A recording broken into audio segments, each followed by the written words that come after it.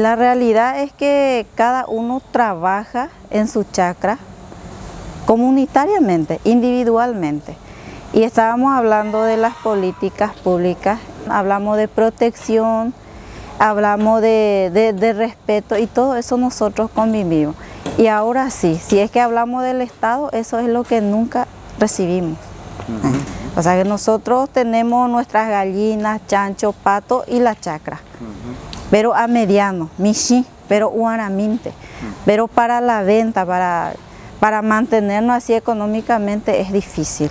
Y ahí es que ya viene, nos aprieta los grandes empresarios, porque nosotros no podemos plantar mucho por falta de implemento agrícola. El rol de la mujer acá es lo principal, porque si una mujer no busca ese pan de cada día, ahí sí que el niño ya no come.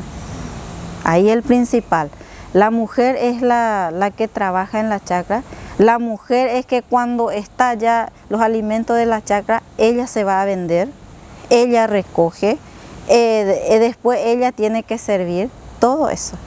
Y ahora en lo que más se dedica también las mujeres en las plantas medicinales, los remedios naturales, porque en nuestra comunidad, por ejemplo, es la única comunidad. También está el tema de los arrendamientos de las comunidades, de las tierras indígenas, que es una triste realidad, y eso es lo que trae más hambre en las comunidades, más pobreza.